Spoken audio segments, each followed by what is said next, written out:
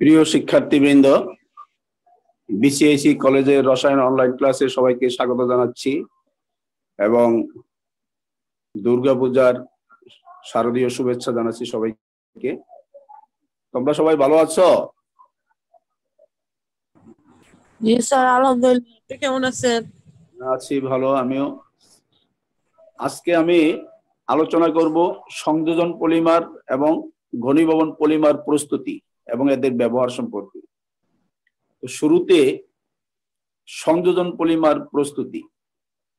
তো তোমরা জানো সংযোজন পলিমার কাকে বলে? যে সকল পলিমার অসম্পৃক্ত যৌগ থেকে সৃষ্টি হয়, অর্থাৎ কার্বন কার্বন দ্বিবন্ধন বা কার্বন কার্বন ত্রিবন্ধন যুক্ত যৌগের অনেকগুলো অণু যখন পরস্পরের সাথে শিকল আকারে যুক্ত হয়ে বৃহদাকার অণু তৈরি করে, তখন ওই পলিমারটাকে বলা হয় সংযোজন পলিমার।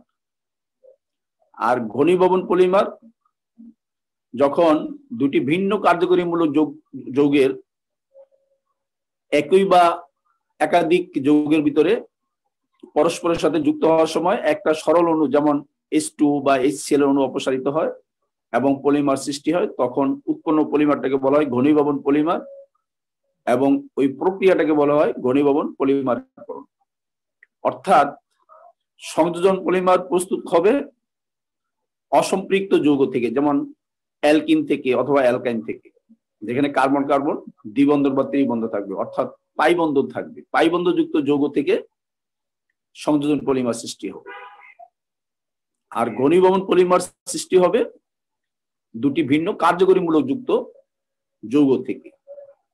তো শুরুতে সংযোজন পলিমার প্রস্তুতির ভিতরে প্রথম যেটা আছে সেটা হচ্ছে পলিথিন প্রস্তুতি। তোমরা একটু সবাই বোর্ড লক্ষ্য করো। পলিথিন প্রস্তুত হয় ইথিন থেকে।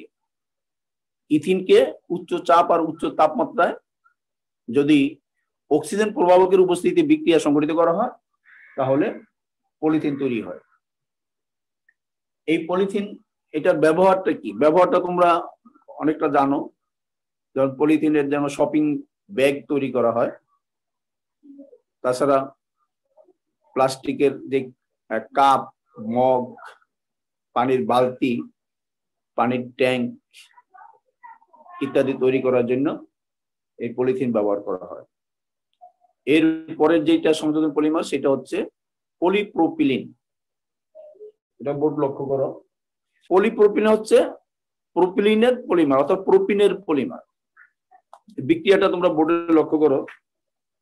এই প্রোপিলিনকে 120 ডিগ্রি সেলসিয়াস তাপমাত্রায় 140 অ্যাটমসফিয়ার তাপে হেপ্টেন দ্রাবকে রেখে সেখানে যদি আমরা titanium trichloride TiCl3 titanium trichloride প্রভাবক যদি ব্যবহার করি তাহলে পলিমারকরণের ফলে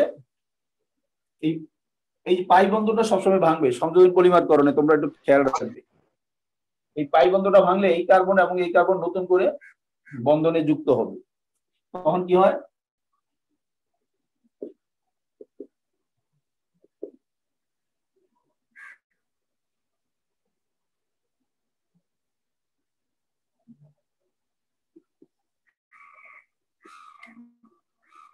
পলিপ্রোপিলিন, মানে এখানে পাই বন্ধনটা ভাঙলে এই কার্বন আর এই কার্বনের নতুন করে বন্ধন সৃষ্টি হয় এবং এই বন্ধন এবং এই বন্ধনে আবার এইরকম একক কিন্তু যুক্ত হতে থাকে, তখন বৃহদাকার শিকলযুক্ত যৌগ তৈরি হবে। এই পলিপ্রোপিলিনের এটার ব্যবহার কি? এটা কিন্তু সবচেয়ে হালকা পলিমার। এই হালকা পলিমার হওয়ার কারণে এটা জাহাজের মোটা রজ্জু বা আমরা রশি যেটা বলি, এটা তৈরি করার জন্য ব্যবহার করা হয়। এছাড়া কার্পেট তৈরি করার জন্য এটা কৃত্রিম সুতো হিসাবে ব্যবহৃত হয়। 3 নম্বর যেটা সেটা হচ্ছে পলিভিনাইল ক্লোরাইড, পিভিসি। পিভিসিটা হলো সংক্ষিপ্ত রূপ, এটা পূর্ণ রূপ হচ্ছে পলিভিনাইল ক্লোরাইড। পিভিসি, তোমরা পিভিসি পানির পাইপের নাম শুনেছো, এটা খুব পরিচিত একটা পলিমার। পলিভিনাইল ক্লোরাইড অর্থাৎ ভিনাইল ক্লোরাইডের পলিমার। তোমরা একটু লক্ষ্য করো,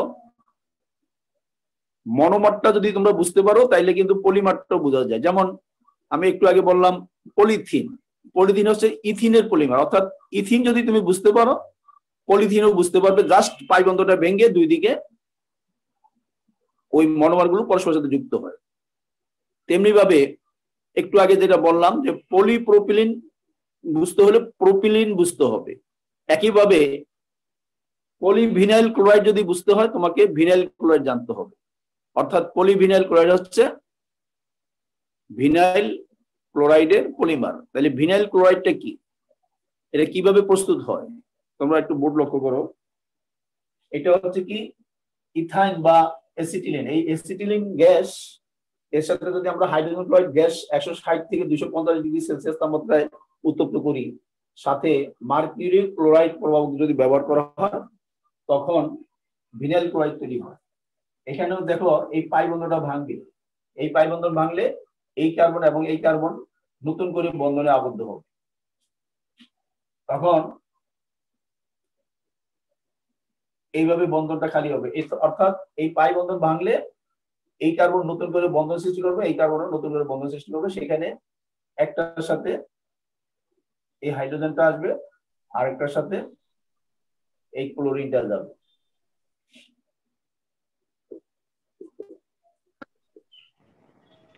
এটা হয়ে যাবে, এটার নাম কি ভিনাইল ক্লোরাইড।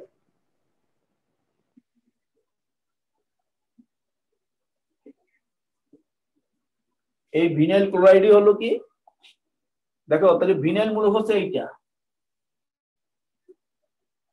এই ভিনাইল মূলকের সাথে ক্লোরিন যুক্ত থাকার কারণে এটাকে বলা হচ্ছে ভিনাইল ক্লোরাইড। এই ভিনাইল ক্লোরাইডের অণুগুলি পরস্পর যুক্ত হয়ে পলিভিনাইল ক্লোরাইড তৈরি করবে। সেটা কিভাবে তৈরি করে দেখো, প্রথমে অ্যাসিটিলিন গ্যাস হাইড্রোজেন ক্লোরাইড গ্যাসের সাথে 160 থেকে 250 ডিগ্রি সেলসিয়াস তাপমাত্রায় মার্কিউরি ক্লোরাইড প্রভাবকের উপস্থিতিতে ভিনাইল ক্লোরাইড তৈরি করবে। এই ভিনাইল ক্লোরাইডটা উচ্চ চাপ এবং উচ্চ তাপমাত্রায় বেনজোইল ক্লোরাইড এটা বেনজোইল পারক্সাইড, বেনজোইল পারক্সাইড প্রভাব লাগবে।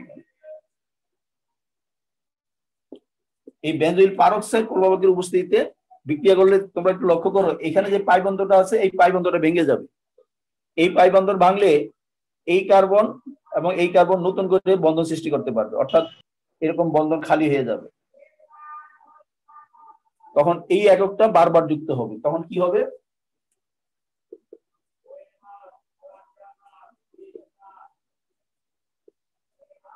এই পাই বন্ধনটা ভাঙলে এইভাবে কার্বন দুই পাশে কার্বনের বন্ধন খালি হবে এবং এই এককটা বারবার যুক্ত হবে। এটাকে সংক্ষেপে এইভাবে দেখানো হবে, এটাই পিভিসি। এই পিভিসি একটা গুরুত্বপূর্ণ পলিমার। এটার সাহায্যে কি করা হয়, এটা কৃত্রিম চামড়া তৈরি করার জন্য ব্যবহার করা হয়, রেইনকোট তৈরি করা যায়, প্লাস্টিকের সিরিঞ্জ তৈরি করা যায়, পানির পাইপ তৈরি করা যায়, পানির ট্যাঙ্কি তৈরি করা যায়। 4 নম্বর যেটা সেটা হচ্ছে পলিস্টারিন প্রস্তুতি। এটা হলো বেনজিন। বেনজিনকে যদি ইথিনের সাথে বিক্রিয়া করা হয় শুষ্ক অ্যালুমিনিয়াম ক্লোরাইড প্রভাবকের উপস্থিতিতে, তখন ইথাইল বেনজিন তৈরি হয়। এটা ফ্রিডেল ক্রাফট বিক্রিয়ার একটা বিশেষ রূপ। তোমরা জানো যে বেনজিন বলের মধ্যে যদি অ্যালকাইল মূলক প্রতিস্থাপন করা হয় সেটা হচ্ছে ফ্রিডেল ক্রাফট বিক্রিয়া। তাইলে এই ক্ষেত্রে ইথাইল বেনজিন পাওয়া যায়। সেই উৎপন্ন ইথাইল বেনজিনকে 650 ডিগ্রি সেলসিয়াস তাপমাত্রায় ফেরিক অক্সাইড এবং অথবা ক্রোমিয়াম অক্সাইড প্রভাবকের উপস্থিতিতে বিক্রিয়া করলে ডিহাইড্রোজেনেশন হয়, অর্থাৎ এখান থেকে হাইড্রোজেন অণু অপসারিত হবে। এই যে ইথাইল মূলকের এখান থেকে একটা হাইড্রোজেন, এখান থেকে একটা হাইড্রোজেন পরমাণু গেলে এক অণু হাইড্রোজেন অপসারিত হয়ে যাবে, তখন এইটা পাওয়া যায়। এইটাকে আমরা বলি কি স্টারিন। আসলে এই যে মূলকটা, এই মূলকটা কিন্তু প্রকৃতপক্ষে ভিনাইল মূলক। এই ভিনাইল মূলকটা বেনজিন বলের সাথে প্রতিস্থাপিত হয়ে এখানে আছে, অর্থাৎ ভিনাইল বেনজিনকেই কিন্তু স্টারিন বলা হয়। আবার স্টারিনের যে পলিমার সেটা হচ্ছে পলিস্টারিন। তাহলে তোমাদেরকে বুঝতে হবে পলিস্টারিন মানে হচ্ছে স্টারিনের কি পলিমার, আবার স্টারিন কি সেটা বুঝতে হবে। স্টারিন হচ্ছে ভিনাইল বেনজিন। তাহলে ভিনাইল বেনজিন যদি তোমাকে বুঝতে হয় ভিনাইল মূলকটা চিনতে হবে। ভিনাইল মূলক কোনটা? এইটা। আবার এইটা কিভাবে হলো? এটা কিন্তু আসলে তুমি যদি ইথিনের অণু জানো, তোমরা সবাই ইথিন অণু সম্পর্কে ধারণা আছে, ইথিন অণু থেকে যদি একটা হাইড্রোজেন পরমাণু অপসারিত হয় তাহলে যে একযোজী মূলক পাওয়া যায় সেটিকে বলা হয় ভিনাইল মূলক। এই ভিনাইল মূলকটা বেঞ্জিন বলের সাথে থাকার কারণে এটার নাম হলো ভিনাইল বেঞ্জিন। ভিনাইল বেঞ্জিনটা হচ্ছে রাসায়নিক নাম। এটাকে স্টারিন বলা হয়। এই স্টারিনকে যদি পলিমারকরণ করা হয় উচ্চ চাপ পদ্ধতিতে তখন পলিস্টাইরিন হয়। তোমরা ইতিমধ্যে জানো যে এই যেখানে পাই বন্ধন থাকে সেই পাই বন্ধনটাই কিন্তু মূলত ভাঙে যখন পলিমারকরণ হয়। এই পাই বন্ধনটা ভেঙে এই কার্বন এবং এই কার্বনের দুই পাশে নতুন করে বন্ধন সৃষ্টি হয়, অর্থাৎ এই এককটা পুনরাবৃত্তি হয়। পুনরাবৃত্তি হয়ে দীর্ঘ কার্বন শিকলে বৃহদাকার অণু সৃষ্টি করে, যেটাকে আমরা বলি কি পলিস্টাইরিন। এই পলিস্টাইরিনের ব্যবহারটা কি? পলিস্টাইরিন এটা খাবার পাত্র তৈরি করতে ব্যবহার হয়, ক্যাবিনেট তৈরি করার জন্য, বিশেষ করে টেলিভিশনের যে ক্যাবিনেট আছে সেই ক্যাবিনেট তৈরি করার জন্য ব্যবহার করা হয়, কসমেটিকের বোতল তৈরি করতে ব্যবহৃত হয়, শিশুদের খেলনা তৈরি করার জন্য ব্যবহৃত হয়। তাহলে তোমরা এখন লক্ষ্য করো যে ট্যাফলন কিভাবে প্রস্তুত করা হয়। ট্যাফলন প্রস্তুত করা হয়, প্রথম যে যৌগটা সেটা হলো ক্লোরো ডাইক্লোরোমিথেন।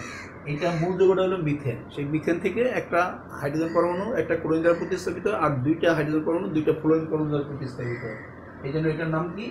Chloro dichloromethane. এই ক্লোরো ডাইক্লোরোমিথেনকে 900 ডিগ্রি সেলসিয়াস তাপমাত্রায় যদি উত্তপ্ত করা হয় তখন এর দুই অণু থেকে দুই অণু হাইড্রোজেন ক্লোরাইড গ্যাস নির্গত হয় এবং টেট্রাফ্লোরোইথিন যৌগটা তৈরি হয়। এটা তোমরা বুঝতে পারছো যে এটা মূল যৌগটা ইথিন।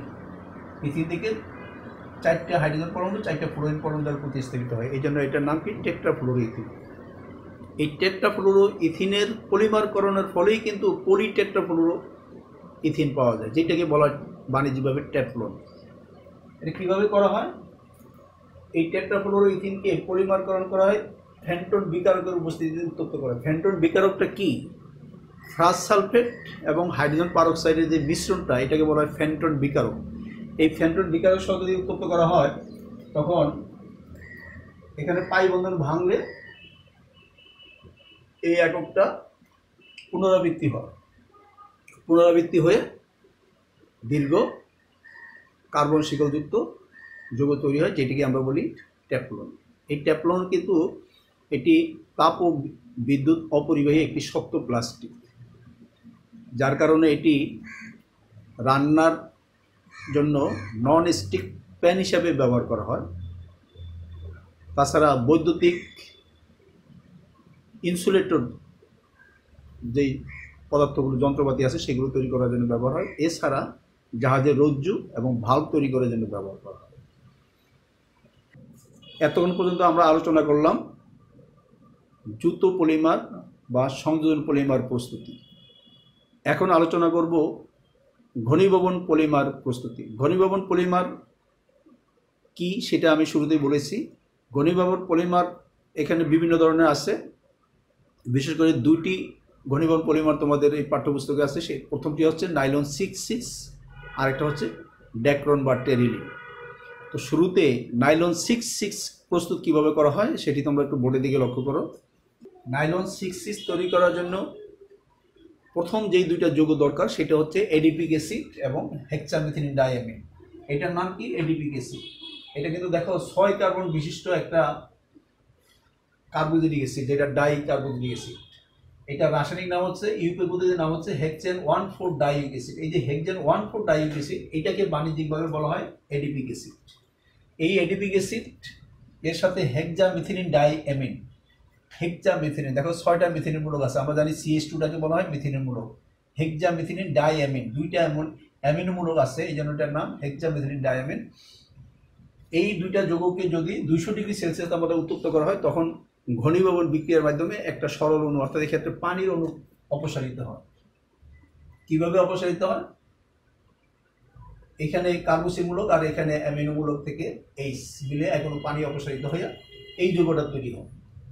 এই যৌগটাই কিন্তু নাইলন 66 তৈরি করার জন্য মনোমার হিসাবে কাজ করে। এটাকে মনোমার বলে আবার কোপলিমারও বলা হয়। কোপলিমার।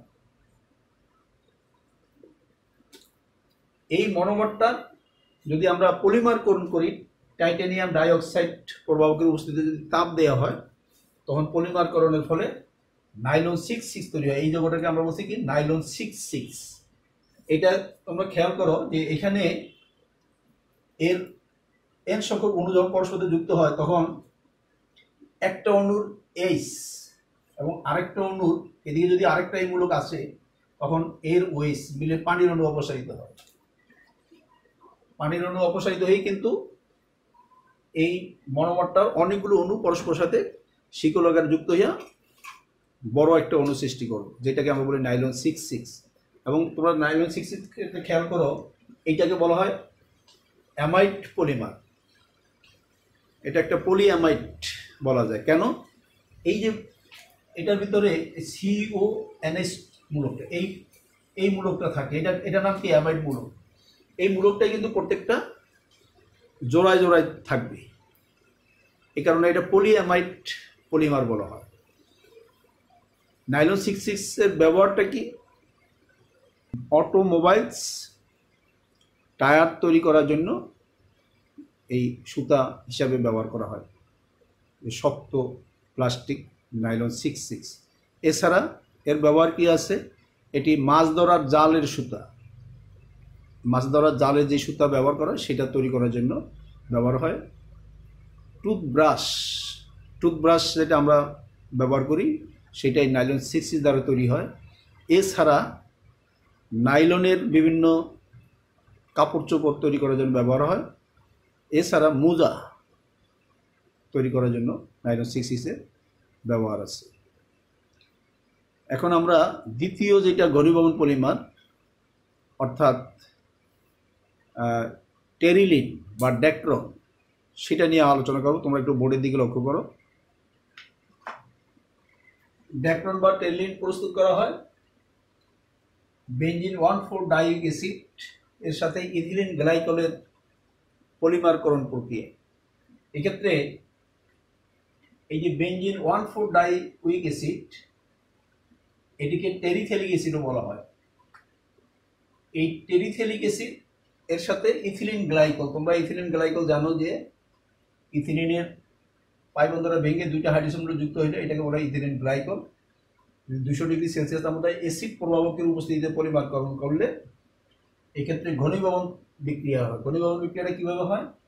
এখানের এইচ এবং এখানের ওএইচ মিলে পানির অণু অপসারিত হয়। পানির অণু অপসারিত হলে এখানে সেই পানির অণুটা কীরকম হবে? 2n-1H2। অর্থাৎ এদের যে সংখ্যা থাকবে এখানে n এখানে n, তার চেয়ে একটা কম হবে পানির অণু। ডেক্ট্রনের ব্যবহারটা কি? ডেক্ট্রন ব্যবহার করা হয় বস্ত্র তৈরিতে, প্লাস্টিক ফিল্ম এবং রেকর্ডিং টেপ তৈরি করার জন্য। তো আজকে সময় শেষ পর্যায়ে, সবাইকে সুস্থ থাকো এই কামনা করে অনলাইন ক্লাস এখানেই শেষ করছি। সবাইকে ধন্যবাদ।